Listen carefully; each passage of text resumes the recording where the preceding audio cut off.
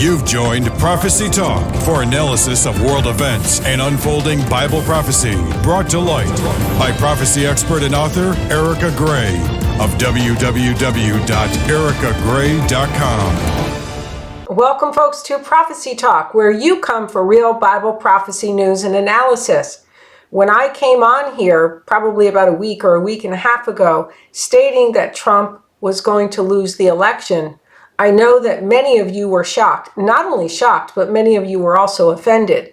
And then when I came out and said I would vote for Biden, oh my goodness, your hackles went up.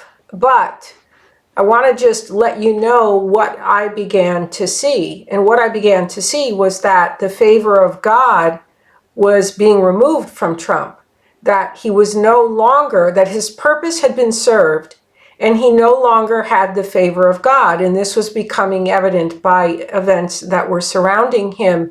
But also, there was almost a light bulb that went off. And it was when I saw how he was endorsing the conspiracy theories and QAnon. And not only was he after the evangelical vote, which, by the way, evangelicals account for 1 in 4 votes. It is a big audience that you want to attract. And it's not uncommon for politicians to go after an electoral community and cater to them. And it wouldn't be the first time in politics that someone has catered to a religious crowd in order to get votes. And this is what I was seeing, but I was seeing something even worse. So in coming out for Biden, part of the reason is because what I noticed was that Trump was very much appearing like the devil himself, who was so full of pride and viciousness. And it was becoming where, how could Christians not notice his behavior when it was continuous? And then he's even using the conspiracies and causing division, great division. If you go on to Breitbart News or some of these conservative outlets today versus about 5 years ago or even 10 years ago, it is just filled with so much hate and division, and it's us against them. And that's what a lot of people who vote for Trump end up sounding like. It's the Democrats, it's us against them, it's our enemies. These are the enemies of, God's righteousness. What I saw happening was evangelicals getting tricked because of the abortion or the whole sexual issue of LBG nonsense and binary and all that other. But frankly, you're not going to stop that. The fact that Trump voiced, who knows if he really believed that was to draw you. And what do we have? But we have a maniac who is worshiping himself, demands worship, and this is completely against what Jesus taught, to love the Lord your God with all your heart, mind, and soul, and then your neighbor as yourself. And this is the sum of the law and the commands. And Trump, in people voting for him, we're getting to sound, and I'm talking Christians and how they sound with all this division is just ridiculous. But also what was just horrific was his taking hold of the conspiracy theories. So what Trump was doing was actually being a vessel for the devil and was accomplishing a lot of division and discord and hatred on the part of evangelicals. Meanwhile, they're justifying the conspiracy theories because it's now coming from the president, and nobody's realizing that this is his own paranoia and he will do anything to hang on to power. So yes, I voted, well, I didn't actually vote because I don't vote, but that's another story. But if I did vote, I would have voted for Biden. One other thing I want to talk about is the false prophets that surrounded Trump. and are having these visions. And Trump was almost given a godlike status. My vote would have gone for Biden, but it would have also gone for Biden in another respect. And that's because I'm looking at things globally. But before I go there, you're going to want to know, where is this going to go? Well, I stated that Trump will most likely lose. So we're most likely, I know we're not quite there yet, but we're almost there. But Biden will get in. Trump will lose. He's probably not going to vacate right away. The lawsuits are probably going to continue for a bit, and he's going to sow further division. He is doing that already. There's already nonsense being written on evangelical Christian websites or evangelical Christian posts about this whole, illegality of the votes, and it's plotted by the Democrats. I want to show you something, because there's already a conspiracy theorist who is saying that Biden is going to align with the globalists. And I want to just show you something that was written today in Europe from a leading politician in Europe. Looking at the chaos across the Atlantic, I'm more certain than ever that Europeans are stronger together in an uncertain world. Whatever the outcome, the EU needs to take its destiny in its own hands. And I've been talking about the rise of the empire, the rise of the EU empire, how it fits so many pieces in the book of Daniel. It fits so many pieces in the book of Revelation, Revelation 13, 17, and 18. And with the rise of the empire, there's not a connection. I'm going to tell you this right now because I've been to Europe, and I'm going to shock. I've already shocked people with Biden, and I've been around them, and I've been around the globalists, and the Lord opened a door for me to get in that world. And as a journalist, of course, I would want to be there, because this is the unfolding of prophecy. And I've written about it in, let's see, it was beginning, if you read my Seed of the Antichrist, I talked about, and what was really kind of neat about this book is, I believe one of the individuals who I quoted, I later got to meet. God opened an amazing door for me, and I got to interview this leading globalist. And the Lord showed me quite a bit through those interviews of how the world works in its upper tiers, but also how the European globalists and the US globalists, they're not united. Maybe some of the aims are united at the UN or at the World Trade Organization, where they sit down and they sign agreements, but they are not united. You have a totally different breed over in Europe. And yet, what's always just boggled my mind that I could never comprehend is, as sophisticated a group as they are, and they're very sophisticated, with their aims being so public, you don't hear about it in the US media, and you especially don't hear about it among evangelical end-time prophecy teachers, because they've latched on to the conspiracy nonsense. I watched as God's favor was being removed. In addition, I watched world leaders who had been close to him begin to pull away. That was another indicator that God's favor was being removed. And he clearly is maniacal and is using Christians, and Christians are latched because pro-life, but yet what has he really done? I mean, I understand he's put in the conservative judges. I know he has done that much. I know also he got the ball rolling in Israel, but also when it came to the UAE agreement, that those relations had already been established prior to Trump. They were formalized in this current agreement.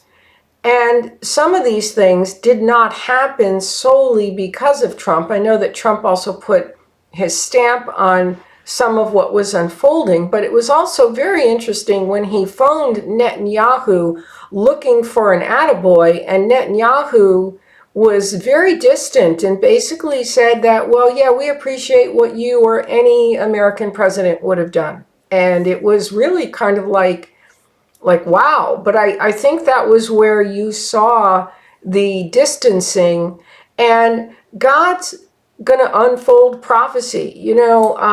Kamala Harris is already talking about reestablishing with the Palestinians, and I kind of find it very disrespectful on her part to refer to Joe Biden, who's potentially now going to be the president, as Joe. And me and Joe, and me and Joe, and me and Joe talked, and me and Joe, me and Joe. Well, if she's going to be the vice president, she had better show some, that she's dignified, and at least refer to him as the Mr. President or the President or President Biden once he is elected. And we can also begin to see that she's having her 2 cents. But I've already stated to you that the two-state solution, in my opinion, in my analysis, would impede the Antichrist's ability to come in and guarantee the nation as a whole peace if it's divided into 2 nations. Also, we do not see Jerusalem divided at the time of the end. I listened to an expert about a week ago who wrote a great book about the two-state solution and moving away from the two-state solution. And what is beginning to come in favor is what is called the one-state solution. So we see that that could possibly fit. So we're going to expect to see that development. Well, let's also look at another issue. When you're looking at the U.S. in peace, this is another big faux pas on the part of prophecy teachers in the U.S. is looking at U.S. politics as if it's the end-all in world affairs. It is not. At the time, going back when the Oslo Accords were signed, at that time the U.S. was negotiating peace as well. And unbeknownst to the U.S., the Israelis made an agreement in Oslo outside of the U.S. And then you had the Oslo Accords. The U.S. is not the end-all in world foreign policy. And especially when it comes to Israel, in the past, prior to more recent times, you had the Troika, which was the European Union, Russia, and the U.S. So what I would expect to see is the European Union taking also, or that Troika being revived, probably the European Union beginning to also take more of a position away from the two-state solution, coming up with its own solutions in preparation also for the Antichrist. What did Donald Trump accomplish, though? He did accomplish his boldness. He was very, very bold. He was not afraid to give back to those who voted him in. He was not afraid to be bold on the world stage. I believe that that will leave a lasting impression, something that paves the way for the Antichrist when he comes with his peace treaty, as well as getting these agreements in motion. Can Kamala Harris, with the recognition of the two-state, I think the politicians are coming to the point of realizing that the two-state now solution is over 40 years old, that it's no longer working, that you're seeing it be used by the Islamic radicals. And what's becoming more of the issue is the issue of Iran, and Turkey is also becoming an issue as well. And the radicals versus the Palestinians. So you're seeing that. What would you expect? One of the reasons that I like Biden, first of all, I think as a human being, he's more down to earth than Donald Trump. Donald Trump likes to let everybody know how wealthy he is and how great he is and great his children are, where Joe Biden lost his wife, lost his daughter, lost a son, had a son that was involved with drugs. I believe that Joe Biden is more tender towards people because of his own trauma, because of his own difficulties in life. I believe is more of a man of the people. I really like what he stated so far, that he wants to unify, that he wants to do away with this, and he wants even the Republicans to like him. I don't like what I'm seeing with Kamala Harris. It looks like we have a woman here who's already trying to take the reins. But the impression I've got from Biden is he's his own man. One of the areas that Trump was the weakest was foreign policy. We might have been completely crushed as he continued to go forward, just butchering foreign policy. Biden, on the other hand, the reason apparently that Obama enlisted him as vice president is because his strength was in foreign policy.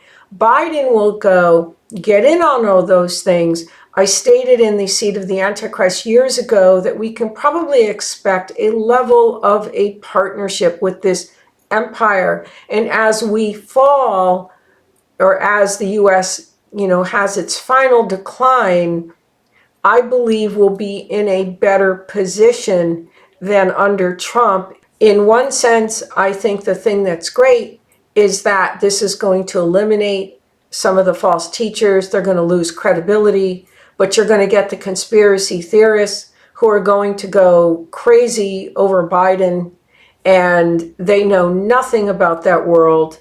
They've not been in it. They've not interviewed, and I've been around that world. I've met Pascal Lamy. He was the 2-time head of the World Trade Organization. I mean, I am familiar, have a good familiarity of how it works, and what they're teaching is just pure nonsense. Absolute nonsense.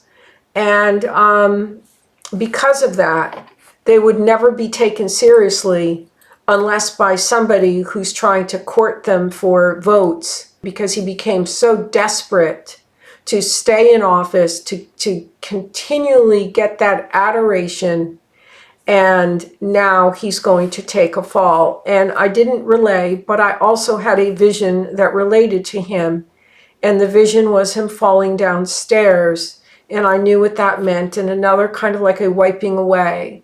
Like the family, like out, so, but I don't rely on that or I don't talk about that, but that was what I saw. Stay tuned as the events unfold.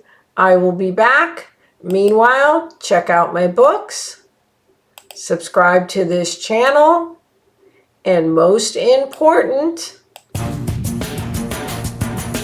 Jesus closes the book of Revelation, declaring, "Behold, I am coming quickly." John 20:21 records, "These things are written, that you may believe that Jesus is the Christ, the Son of God, and that believing you may have life in his name." John 3:15 promises that whoever believes in him should not perish, but have everlasting life. Trust in Jesus today. He lives, and he is returning.